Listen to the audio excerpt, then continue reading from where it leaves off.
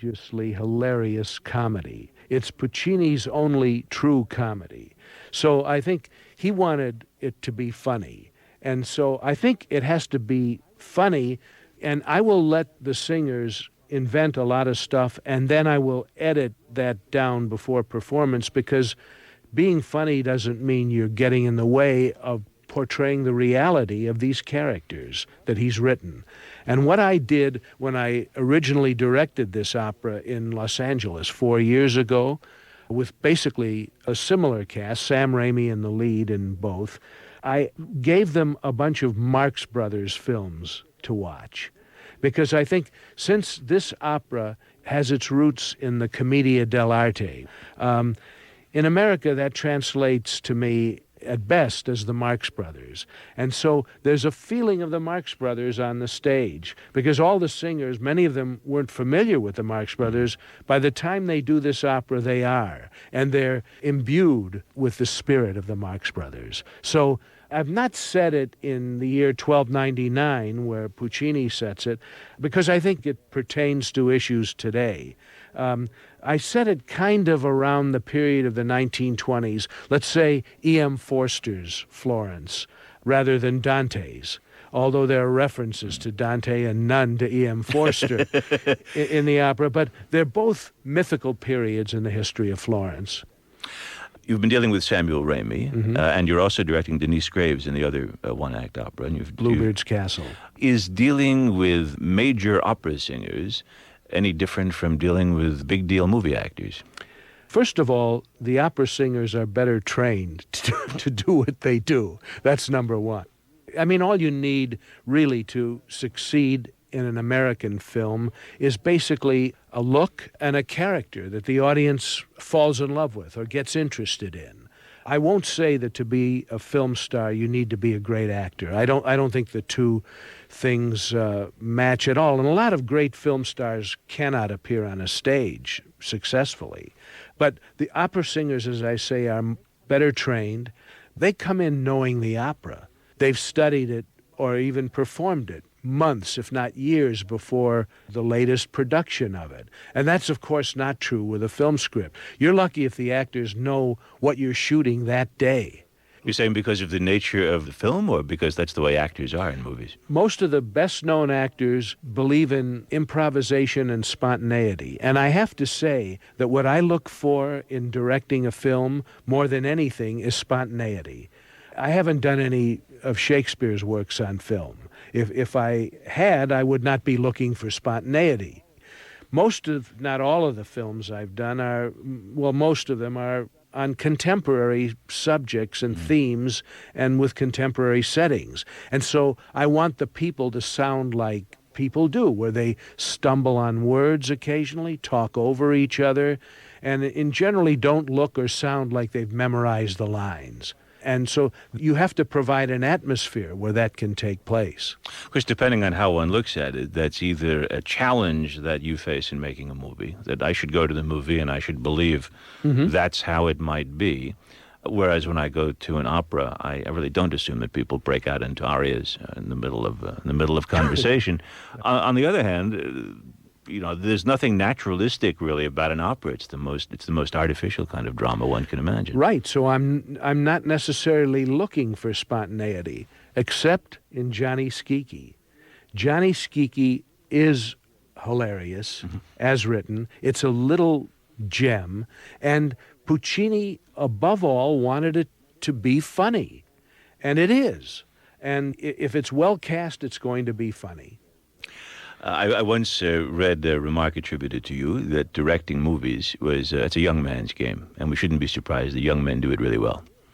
Well, yeah, I think it is. It requires a lot of energy, more than anything, and a lot of ambition, tremendous ambition to succeed.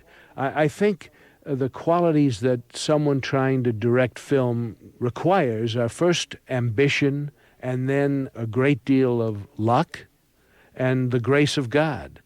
And you notice I didn't mention talent. No, you didn't mention talent. I didn't because there are that. a lot of guys directing films who,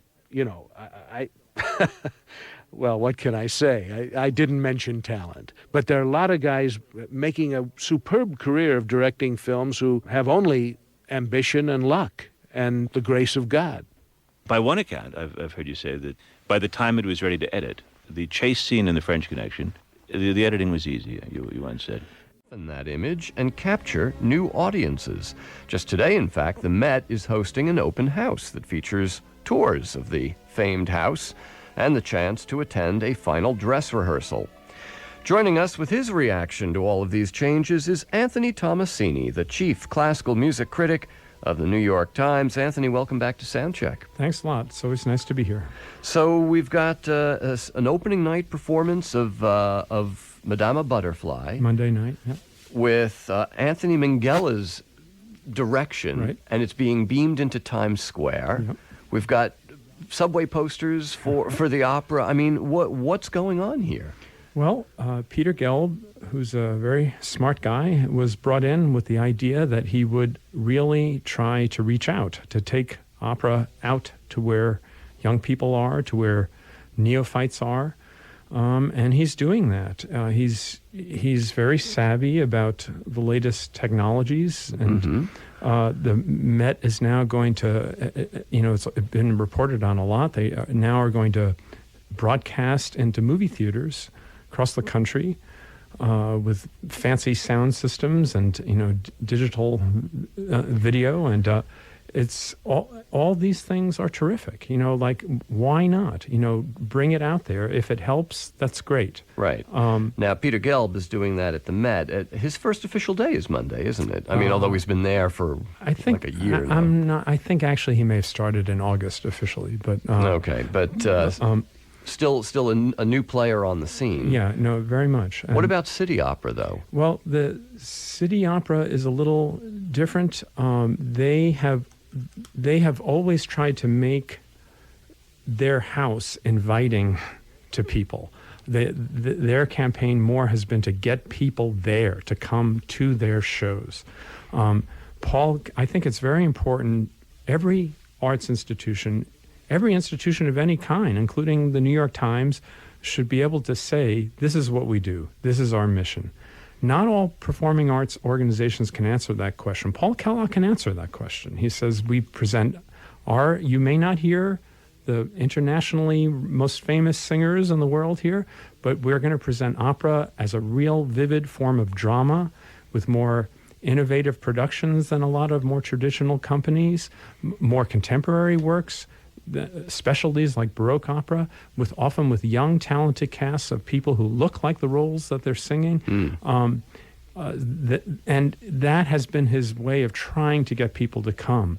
They've had these Opera for All programs where there's seats for any seat in the house is $25. So they have tried to get people to just be interested and show up for something. The problem with the question I have for Peter Gelb's outreach through movie theaters and radio, and streaming and digital things online,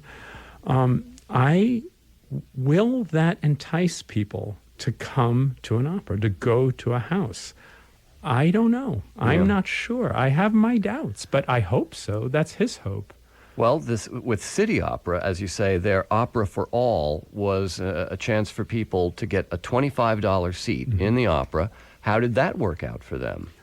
It was packed, and all those performances are, from what I understand, sold out.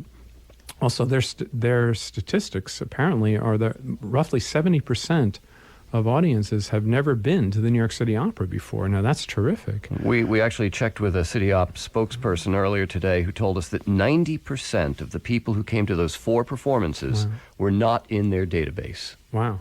90%. Yeah, that's pretty terrific. But then it raises the question you just asked about the Met, is how many of those people will come back? Well, again, this is a way of reaching out. Now, this is where maybe it dates me a little, or maybe I'm old-fashioned, but I grew up with the Met broadcast, and I lived just over the Queens border in Long Island, so I could come into the Met too when I got a little older. But those broadcasts really hooked me, And it was partly because it was the radio and it was so mysterious. As a kid, I listened to these things. I didn't know what I was listening to. I remember almost my favorite parts were the ovations, because I thought anything that gets people so excited has to be terrific. And it made me it was so mysterious. It made me have to go to the Met. If you're sitting in a movie theater with fancy camera work and digital quality visuals and surround sound, and I wonder if that is, assuming that gets new people to come in the first place, I wonder if that's going to seem like an experience unto itself. Well, let me go back to the assumption there within that sentence. Do you think that showing Madama Butterfly or Il Trovatore or Wagner's Ring on a movie screen is going to get opera newcomers to actually go to that movie theater? Let's see. I hope so.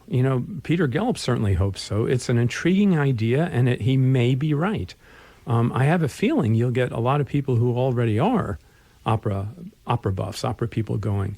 But there is a chance that you really will hook in some people who really want to just give this thing a shot. But wasn't that the idea behind the PBS broadcasts of operas years ago? Yes, and PBS has, in the last decade, has withdrawn a lot from their commitment to. But now that Peter Gelb is doing this, they're getting interested again. I mean, he's enticed PBS sort of back. After these things are broadcast in the theaters, they're apparently, from what I understand, that the PBS will show them also. So, yes, that was the idea. I always felt that those broadcasts were not presented in the best way. I mean, all of a sudden, pow, there was Tristan und Isolde, on PBS. No introduction, no campaign to build it up, no nothing. I remember Paul Kellogg once trying to talk in the days when PBS did one city opera production a year on television. The season that they did The Mother of Us All, the Virgil Thompson opera with the Gertrude Stein text about Susan B. Anthony, he tried to talk them into choosing that one. And he said, you could have all these preliminary programs on the American women's suffrage movement, on Susan B. Anthony, on Virgil Thompson, on American music in the 1940s, on Gertrude Stein, who's huge now. It's so topical.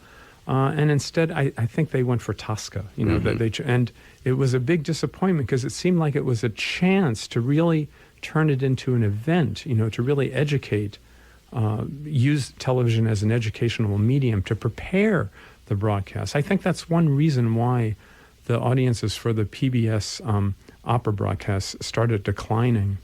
We're speaking with Anthony Tommasini. He's the chief classical music critic of the New York Times, and we're talking about the sort of two-pronged approach that the Metropolitan Opera, under their new director, Peter Gelb, and the New York City Opera, under their artistic director, Paul Kellogg, are taking to try and really make a concerted effort, you should pardon the pun, to get new audiences into those houses. The Opera for All Festival, just because of the ticket price, do you think that, what was your takeaway from seeing 4 full nights of $25 seat houses? I think the price was a large element of it. I think a lot of young people thought, are sort of alert to any bargain. And, for young people should know, too, that the Metropolitan Opera has a student tickets available for not all, but most, I'd say about half of their productions, $25 any seat in the house. But I think that was largely it. It was also the way they presented it very well and made it seem like a happening, event, that's something you wanted to check out. But, it does raise this whole issue of the price of high culture and the charge of, which in your setup, of elitism, which drives me crazy. To hear this, a couple of years ago, maybe 3 years ago, I did a long piece about this where I compared prices at the Met with prices at Madison Square Garden for the Knicks. And of course, the Met is much more, this is the Met, which is the premier institution, was much more affordable.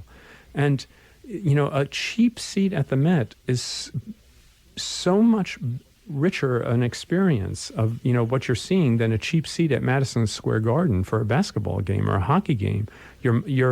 And actually, the acoustics up in the fourth ring are terrific at the Met.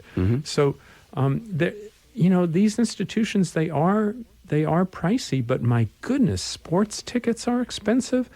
Rock concerts are expensive. Top seat at City Opera is $125. A seat at Shakira's concert at Madison Square Garden is $129. Yes, and there are very affordable seats to all these places. Plus, as I pointed out in this piece, if these top institutions are just out of your price range, there is no performing art. I would say, maybe I'm prejudiced on this, but it seems of all the performing arts, classical music and opera, there are more free and affordable opportunities in a city like New York than any other performing art.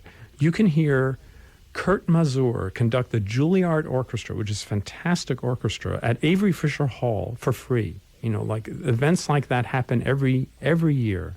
You can, for $5, you can go to the conservatories and see terrific student productions of things. There's so many opportunities all over New York. And maybe that's where outreach, maybe that's where people are missing the boat instead of these huge outreach programs that go to the subways or the schools or wherever. Maybe it's just let us know about these things. Yeah, that's one. And I have should help with that effort by making these things known to people.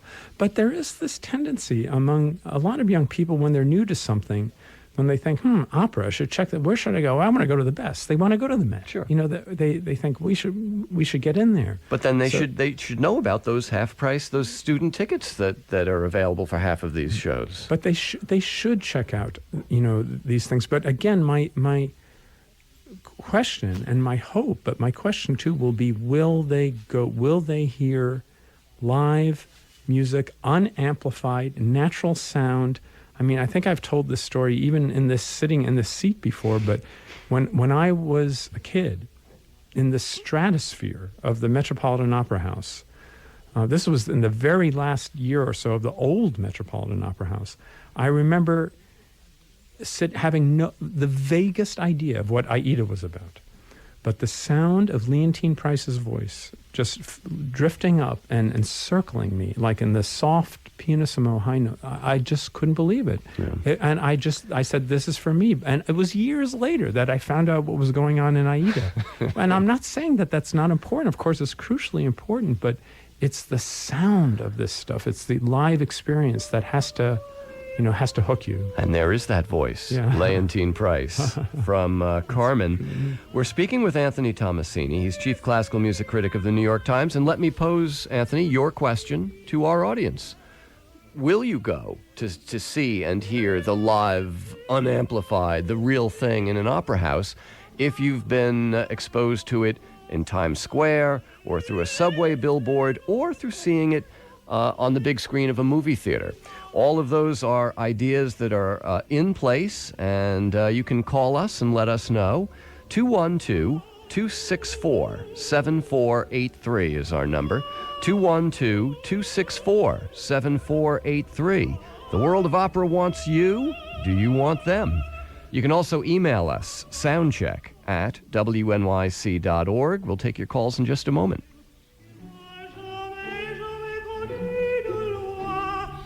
A tune that even people who've never been to the opera in their lives might be familiar with. You turn on the television and half of the perfume ads are sung to O mio babbino caro or something like that. So, I mean, these tunes, some of them, are still out there in the culture in a very, very kind of populist way.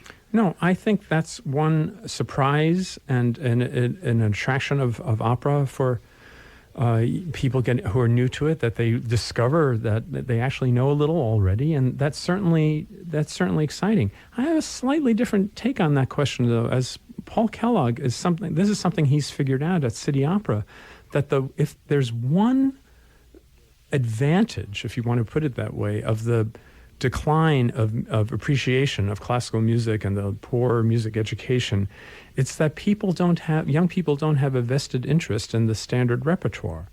And if they hear that there's this gripping production of this thing called Of Mice and Men by Carlisle Floyd at the New York City Opera, with this guy, Anthony Dean Griffey, a tenor, giving a performance that, critics are saying if there were the equivalent of an operatic equivalent of an Oscar, he would win. They think, hey, that sounds neat. They're just as interested in checking that out as they are Carmen or La Boheme, since they don't know them. And he's right that if you can sort of, just the way Broadway will, that you'll see people go to, like when The Crucible had a revival here a few years ago with Liam Neeson and Laura Linney, because it had a couple big stars in it, it drew people. And it got good reviews. It drew people to the theater who didn't know Arthur Miller, who didn't know The Crucible, who didn't know modern drama probably, or the Salem witch trials, or they just they thought, wow, let's go check this out. Right. Well, let's check out a few of the calls that are coming in. We're speaking with Anthony Tommasini, the chief classical music critic of the New York Times, in the wake of a lot of attention being paid to both the Metropolitan Opera and New York City Opera for their campaigns to reach out to new audiences. Let's begin in Yonkers with Dorothy. Dorothy, you're a longtime opera fan? Well, yeah, I was saying that it must have been back in the 50s when I was a child. There was a series of operas shown at our local movie house. And my parents took me, and actually I think it was Tosca. And it was just, I was astounded. I must have been 10. Is that your interest?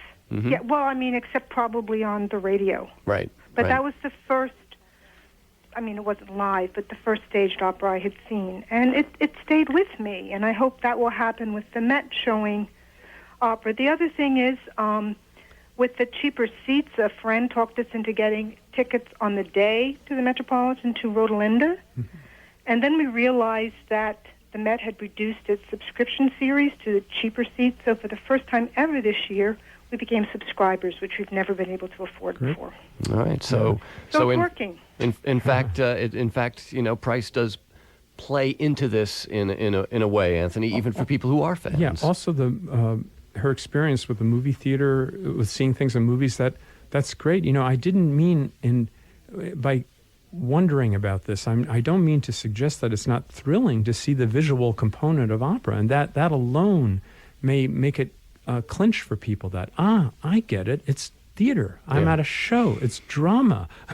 I'm sure that may work, and that's Peter Gelb's idea, but as I keep saying, it's that you've got to get into the house, you've got to hear the real thing, to hear the real thing. Yeah. All right. Let's cross the river to Brooklyn, and Patrika joining us on Soundcheck. Did I get your name right? Yes, you did. Okay. Have you been to the opera? Yes, I have. Quite a number of times, but it's really not affordable. And I think they're making the right move by taking it to the people. Theater is for everyone. And there are people who, of course, would really love to go, but they can't. And this half price that you're talking about shouldn't just be for students. It should be for everyone who wants to go to the opera. And another thing is taking it to the people, make them feel like they belong. Because, going up to the Mets or so on, people might believe that they will be looked down upon. It's an elitist kind of a thing, and therefore it's not for them. And the art really should be opened. Yeah. Otherwise, now let me ask you. The doors of the opera house is closed. In a place like New York, enough Broadway theaters are closing their doors, which is a shame. I'm an artist, and I do believe that it should be opened up. And whoever that person is that is taking it to the people, I say bravo. All right. Well, Patrika, thank you very much for calling us. Let's move right along to Stephanie, who's calling from Long Island. Stephanie, how about you? Are you a longtime opera fan? Well, I have to say, just as Anthony was saying, I'm 45, and I grew up to the Met on Saturday afternoons with the Texaco Presents. I think that's what it was. Yes. And I went to one opera maybe 20 years ago, to Carmen, which I love. And I like opera, but I went to one of these shows just 2 weeks ago to the City Opera. I sat in the front row for $25, and I saw La Boheme, and I got hooked. And I really think it was just what he said. I loved to hear the live voice. So I don't know that without really experiencing that power of being in the audience, that whole movie theater experience is going to bring the people in. We have to figure out another way to get young people to come in and hear those voices live. It makes you cry. It's so beautiful. So now I'm on to the Met. I'm going to buy my tickets to see Turandot because I love the music of Turandot, and I've never seen it live. Thanks very much, Stephanie. Let me give Anthony a chance to respond. Yeah, I think that if she were to contact Peter Gelb and Paul Kellogg, they would make a commercial starring her, because that is exactly the story that they're hoping will happen, be duplicated. That's a great story.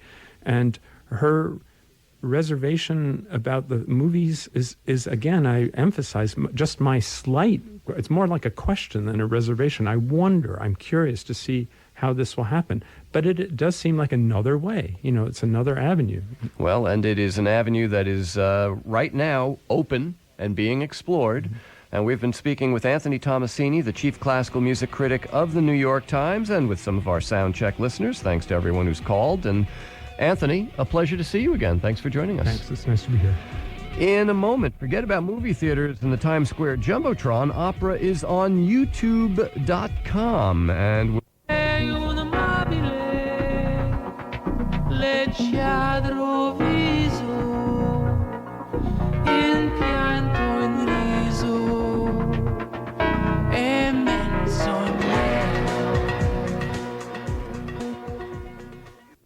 in fact, you don't have to go any further than your computer screen. Fans of the online video site YouTube know that you can use that site to watch clips of your favorite pop bands, but opera buffs are increasingly making use of the site as well. James Jorden edits the opera blog called Parterre Box, and he frequently posts videos to YouTube. James, you heard our segment with Anthony Tommasini. He was wondering what the efficacy of presenting opera on a movie screen or the Times Square Jumbotron might be. Do you kind of share his reservations about that? I certainly respect Anthony's opinion on that, but I think there are so many different ways to enjoy opera. I mean, I came to opera through listening to LP recordings, and it was maybe 3 or 4 years before I actually saw a live presented opera. I was listening to opera on the radio, listening to records. So I think listening and seeing opera on the big screen, or even seeing it on the small screen, is a really great way to learn if you like opera and what you like. Well, in your case, it's a very small screen sometimes. Why put opera or clips of opera on the internet, and specifically on YouTube? Well, there's an old saying that if you scratch an opera queen, you're going to find an opera professor. We love to teach, and we love to share our what we call our knowledge, and especially our passion about opera with others. And YouTube is just another way to do that. Used to, people would trade cassette tapes, and then later on, now we have YouTube, and it's a fantastic way to find a performance that you like, that is not out there, that people haven't seen before, and people can see it, they can comment on it, and they can become interested in maybe a new singer, a new opera they haven't heard before. So it's rare materials, it's things that are out of print or were never commercially released. All sounds vaguely illegal to me. Well, I don't like to use the word illegal. I don't think anyone would like to use the word illegal. Yeah. The thing is, a lot of this stuff is stuff that it's really it's really difficult to know what the copyright is on it. This is something that's been lying on a videotape for maybe 20 or 30 years.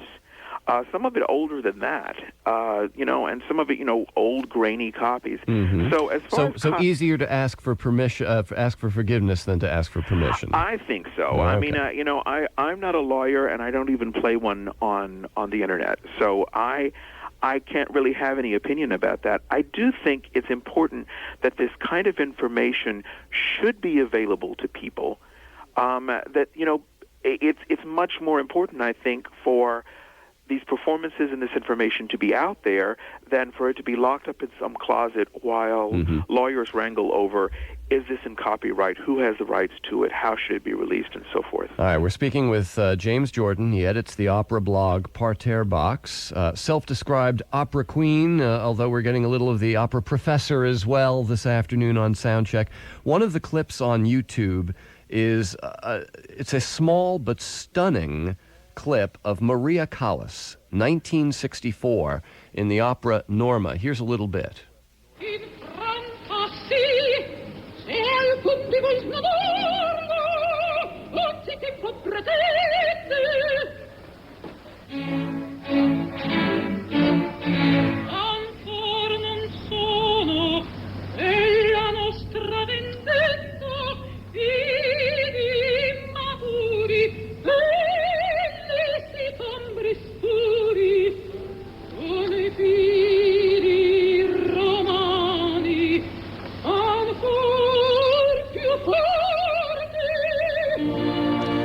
All right, Maria Callas in Bellini's Norma from 1964. James Jorden, the audio is not great, the video quality is not great, but she leaps off of that tiny window on your little computer screen in a way that is absolutely striking to anyone who has heard of the mystique of Maria Callas and wonders what all the fuss is about.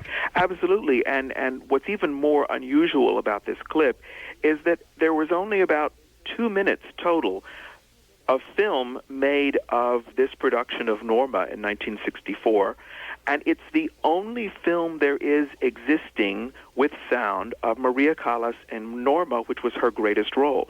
So this is like having a film clip of Sarah Bernhardt or a film clip of Mozart himself performing. This is all there is, and all you have to do is click on YouTube, and there it is for anyone to see. It isn't hidden away someplace. And so this is not just for the opera buffs of long standing. For someone who's a newcomer to opera, an interesting thing would be to compare this Maria Callas performance to the Montserrat Caballé performance. The cool thing is, there they both are, and they're only a click of the mouse away. Right. And there are some rather unusual, I mean, you've referred in your on your website to unnatural acts of opera. Well, that's the name of my podcast, which actually links off my webpage. The thing is, opera is such a big and grand and exciting and emotional thing that dull opera should be an oxymoron. Right. That opera needs to be unnatural if it's going to be anything. So that's the kind of opera I like to promote. Now, there are some rather unusual things available to opera lovers or potential opera lovers on YouTube.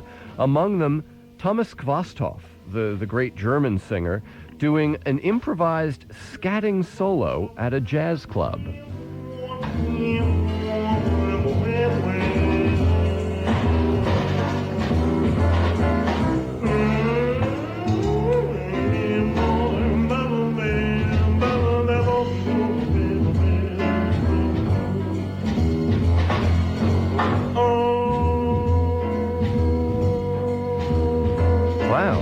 That's Thomas Quasthoff, and that's actually from Miles Davis and the Kind of Blue album, and there's Quasthoff doing this improvised scatting.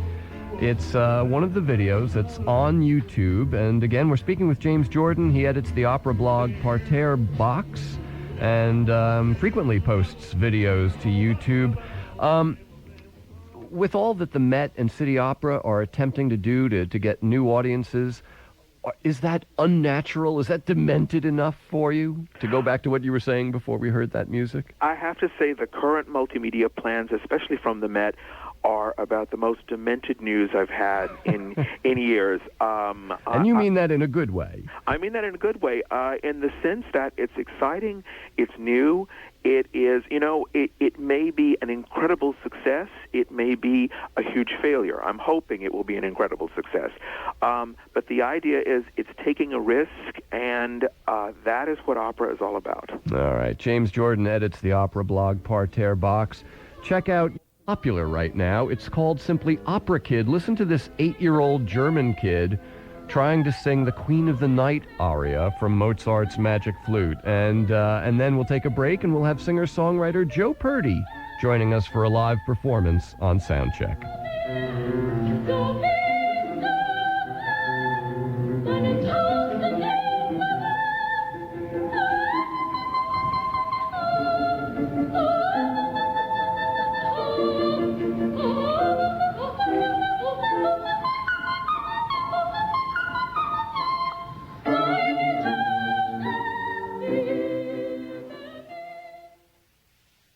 I enter carrying these bags of groceries, and I started off with stumbling over something on the floor that I didn't see. So that was great. I just started out. I was like, "Oh my God, I'm going to fall onto the stage of the Metropolitan," but it was okay. And there were little things that happened along the way, but we sort of settled in, and it took a little while, to sort of get settled in, but it was good. It was fine, and I think it was beyond expectation, certainly for me, and the pressure was pretty intense, and so I don't think I really got it myself how much pressure it was until afterwards. It sort of sunk in afterwards. But I'm really pleased. I'm very pleased, and I'm looking forward to getting a couple of other stabs at things here in the future. So well, you get another crack at this role on the 13th. I do indeed. Of course, now you have to deal with all the attention and the reviews. Right. Now, I mean, look, New York is full of people who have day jobs and they're hoping for a break. You have anything to say to those folks now that you've had your break? Well, yeah. I mean, I've been waitressing and catering with a lot of those people for the past 15 years, so I know a lot of them personally.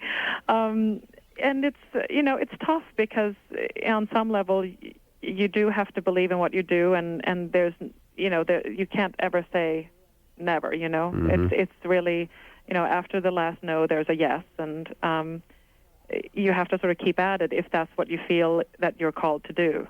And I think that the thing to focus on is sort of not living for some future event, but actually staying really present to your life as it is in the present, and then working really hard at becoming good at what you do, and then hopefully stars align, as in my case, which is something you can't control anyway. It has nothing to do with anything I've done. That this is how it is.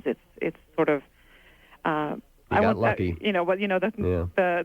The definition of luck is Mm-hmm. Preparedness meets opportunity, and I think that's sort of what happened in my case. So. Well, Erika, congratulations. Well, thank you so much. Erika Sunnegarh made her operatic debut in the Met in the role of Leonore from Fidelio, from Beethoven's Fidelio. In the background, the great soprano Birgit Nilsson, her last teacher was, in fact, Erika Sunnegarh's dad. Yeah. So, Erika, you have it in your pedigree. April 13th is the next performance, and at the Metropolitan Opera. Erika, thank you for joining us on Soundcheck today. Thank you so much for having me. Thanks.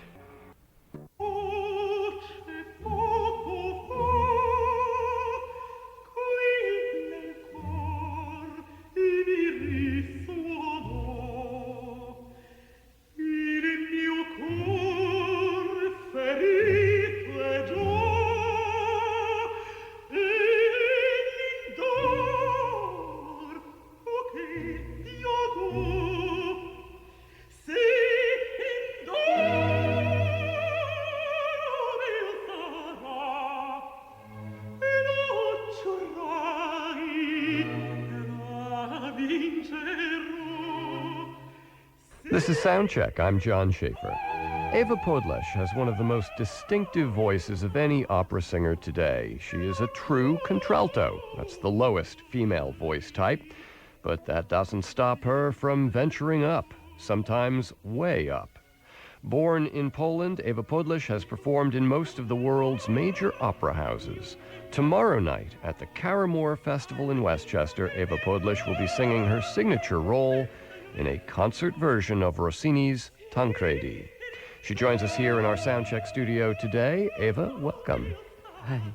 Let me ask you to talk a little bit about your voice, because critics, whenever they write about you, seem to struggle with how to characterize your voice. I mean, you're a contralto, but you reach all the way up into the soprano register sometimes. It is true because sometimes they call me mezzo-soprano, sometimes alto, sometimes contralto, because people don't know what is exactly different between these female voices. Mm-hmm. And I am true contralto. Contralto has three voices inside: alto, kind of mezzo, and soprano. And of course, coloratura, flexibility. Mm-hmm. It is the very characteristic for contralto. You know, I have more than 3 octaves, very big range, and I use all my range, but I can't sing soprano roles. Because sometimes people ask me, oh, you can sing even butterfly. No, I can't. Because, you know, I can't stay in high tessitura. I can't stay. Sometimes just to show beautiful high notes, okay, but to I am tired and I can't. My natural register is my, when lower, I speak, yeah. low register. It's Well, now, when you're singing a contralto role, have composers written high notes into those parts, or do you kind of interpolate them? Not that often. For example, in Tancredi, the role of Tancredi is written in 1 medium octave. No low notes, no high notes, no coloratura. Wow. So it's a very poor and modest role. So what I can do, what I could do to fight with my colleagues on stage to win, you know, sometimes I am the most important Tancredi title You're role. the title role, yes. So I can say this my role, my Tancredi is written by EWA POWDLEŚ with Rossini, you know, I see. 50-50. So I add all cadenzas or high notes or low notes are mine. Mm-hmm. It means like, now it's your time. Show what you can show. You know? So it's almost as if Rossini has written into the score little opportunities Yes, for you absolutely. Okay. Let's hear what you make of some of those opportunities. My guest is EWA POWDLEŚ, the Polish contralto, and we will hear this is the hit song that you get to sing in Tancredi by Rossini. It's called Di Tanti Palpiti.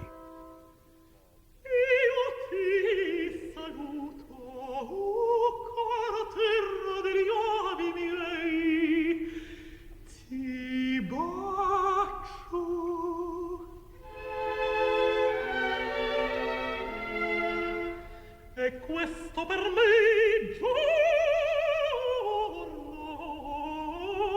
sereno comincia il cuore a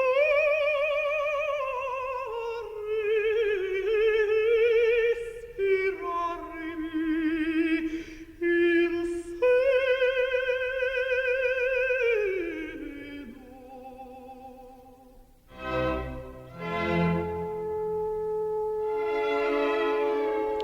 Some of Di Tanti Palpiti from Rossini's opera Tancredi. In the title role, the singer is EWA POWDLEŞ, who is my guest on Soundcheck. She is performing in Tancredi as part of the Caramoor Festival's Bel Canto series tomorrow evening at Caramoor's Venetian Theater with the Orchestra of St. Luke's and conductor Will Crutchfield. And Eva, you were talking about the fact that you are a true contralto. I understand your mother was also a contralto. Yes, and she explained me what does it mean exactly contralto, because she also had problems with her voice, and she was a singer, and when she sang in radio, people called to radio, asked if it's not a mistake, because they announced a woman it is a man who sings. You know? So her teacher explained to her that they are stupid. They never heard real contralto. You are unique. You have unique voice. So just care about this voice and be proud, not shame. So is it still a rare voice, or is it just that there isn't a whole lot of repertoire for this voice? I mean, it's a rare voice, because now to be contralto is a little bit en vogue. It's à la mode to be contralto. So I see so many contraltos. It's funny because they have nothing with contralto, but you know they try to be. It's the flavor not of too the easy. month. Yeah. You have to born with this. It's not my. It is gift from heaven. Just Right. I was born with this voice, and I just care about this voice. Now, you have become something of a cult figure here in the States because we don't get to hear or see much of you. I mean, you haven't played at the Metropolitan Opera since 1984. Your Boston debut was just a few years ago. Why is that? Why don't we hear more of you here in the States? I don't know. You have to ask somebody else, not me. People who decide. But I will sing in Metropolitan, finally. When? In 2008, I got proposal to sing La Cieca in Gioconda. So, All right. So better late than never. yeah. Now, so La Gioconda, that'll be, what, 24 years after you sang in Handel's Rinaldo at the Met. What happened then? Were you just too young, do you think, when you first sang at the Met? Yeah. It was really very early because it was my first contract outside Poland. And, you know, with a strange, very difficult role like Rinaldo. Who knows Rinaldo? Who knew Rinaldo? I could sing Carmen, you know, but Rinaldo, I had no CD, I had no recording to compare, to study, to learn what to do with this music. But I did it, you know. It was really, really debut for me. So usual in Metropolitan, people who have already big career in Europe. Right. I was completely anonymous, you know, just James Levine liked me. I sang audition for him, and he decided to engage me. It was his responsibility. And I think he was right, absolutely right. But why then, after somebody stopped me? Because you have to remember that Metropolitan Opera is not private theater, you know. If somebody doesn't like me, okay, he has right to do this, you know. Right. It's a matter of taste. But it's not correct to stop forever somebody just because I don't like him. Well, now there's been obviously a change at the Met, and Peter Gelb has taken over there. Earlier this year, Anthony Tommasini, writing in the Times, said, "Ms. Powdleś must come back to the Met. Peter Gelb, where are you?"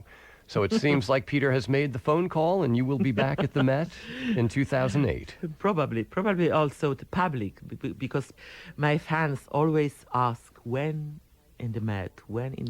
Yeah. Maybe I am the only singer who was really pushed by lovers, musical lovers, you know.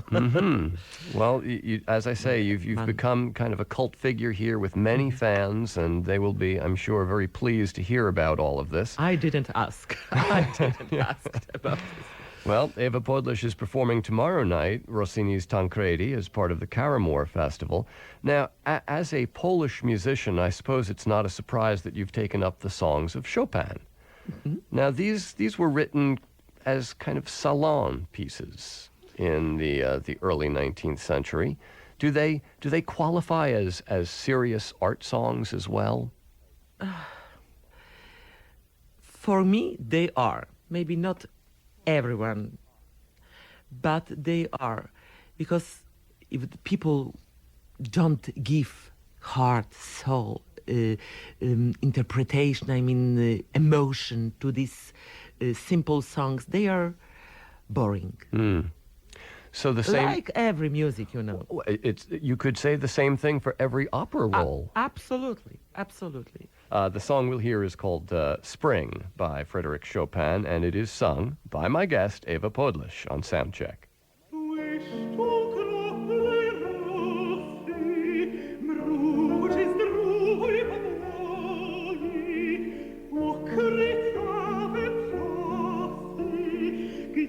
Thank you.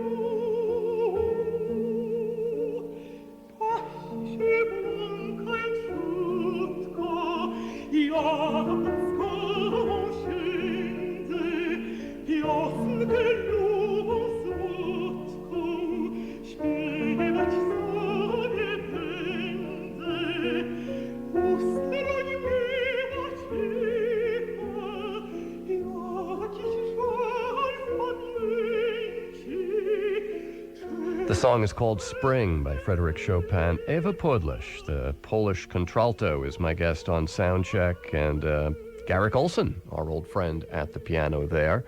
And you've made, Eva, something like 20 recordings, many of them for smaller independent labels like Arabesque.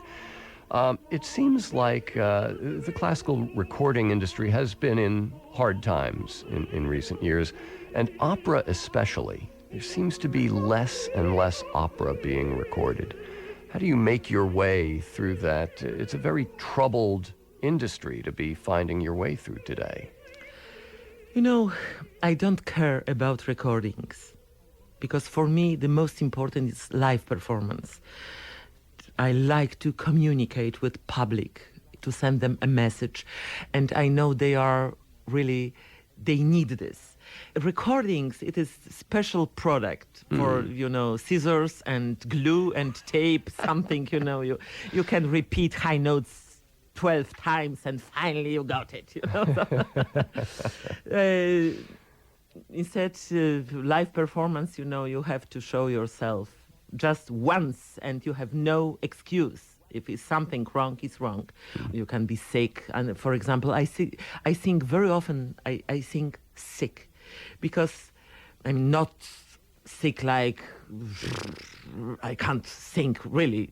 No, but I am very responsible for my decision, and I know it's very difficult for promoters to cancel concert. It's also for me to refuse to cancel concert in front of public is something I don't want to do this. So if I am able to sing on good level, I sing. It's not my 100%, But it's your responsibility to yes. people who expect to see you. Yes. To make recordings, I don't care about this. I don't have time to make recordings because, to record, I need a lot of days. If you have to record 1 hour or more, it takes 1 week because, of course, when I sing 3 hours in front of microphone, I'm getting tired. Right. So you prefer, obviously, the live performance, in the moment. Yes, doing even it, with a few mistakes, right. But live, really. So what's your, how do you care for your voice? I mean, do you have, like athletes, where there are exercises they do every day to keep certain muscles in shape? Do you do similar things? Don't exaggerate. Not every day. I am human being, so I also want sometimes to rest, to forget that I am singer. But of course, for example, before concert, I need to warm up my voice at least half an hour. At least half an hour. And also, I want to keep as long as possible my coloratura. So even if I have to perform Wagner, Mussorgsky, Mahler, I always practice coloratura and I always practice my whole range. So you want to keep even the upper part very limber and loose, even if you're singing a deeper, heavier role. Yeah. What about... And I hate air condition, of course, because, for singers from Europe, you're not used to air conditioning, right? I mean, yeah, absolutely. Not nearly as prevalent as here in the States. Sometimes even for American singers, I realized that they also asked, please turn off air condition. Well, now there's another thing that singers these days have to deal with, and that is flying everywhere. Oh, my God. And I understand you're not a fan of airplanes. Oh, no, I'm scared.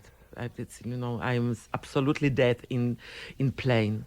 I can't sleep, I can't relax, I can't eat. I am like, my God, because it is not natural position for me. This monster is too big to fly.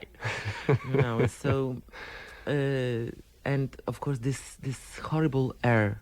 Yeah.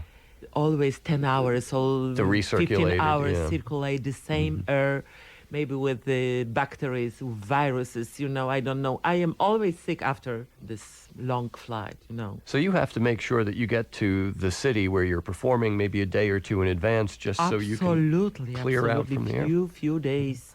And jet lag and everything. It's very tiring. Very tiring. Are there still some roles out there, great contralto roles that you would like to try that you haven't had a chance to?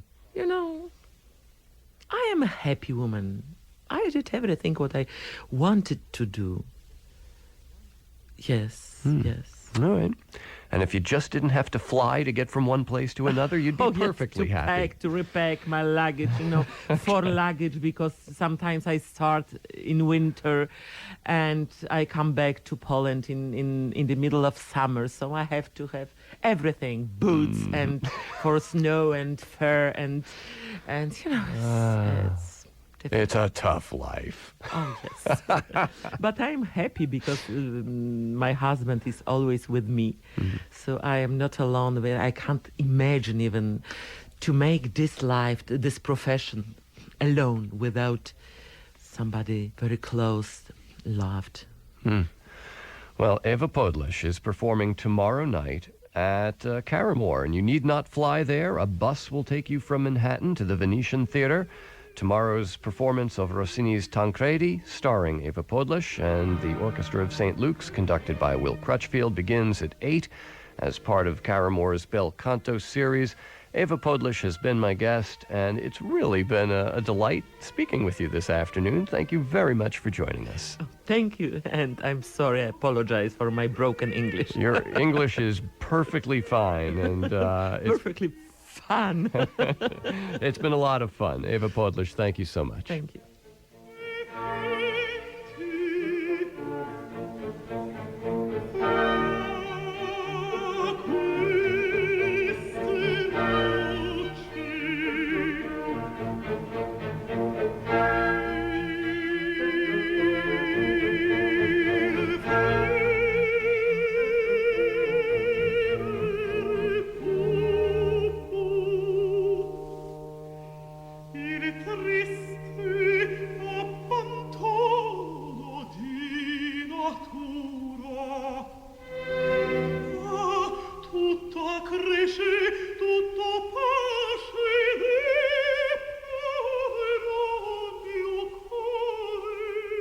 That's going to do it for Soundcheck today. Monday on the program, we hear about the remarkable life of Lorenzo da Ponte. He wrote the libretto for several of Mozart's greatest operas and then wound up in New York. More shadowy figures. The managers. I mean, Ronald Wilford is especially, an especially cryptic, behind-the-scenes kind of figure. Tell people who he is and why he's on your list. Ronald Wilford is the head of Columbia Artist Management, CAMI, and he is, I think, for use of the most tactful word, a very private person. He was the person we had the most difficulty getting a photograph of for this particular piece, and if you can see, it's a candid that was taken at a party. I don't think there is an official headshot. But he's someone who has controlled the careers of a lot of conductors and a lot of singers. And I think CAMI is a very powerful institution in American classical music, not just in opera, but all the way across the board. Well, now, there's also an interesting article in this issue of Opera News by Tim Page, formerly of WNYC and the New York Times, and now the chief classical music critic of the Washington Post. He's on your list of the 25 most powerful names in opera, but he's also in the magazine writing about Matthew Epstein, another name that will not be familiar outside of operaphile circles. Matthew Epstein is someone who's had a very wide-ranging career in American music. Most of what he's done has been in the management field, but he's also had a number of positions at Lyric Opera of Chicago as an artistic advisor there.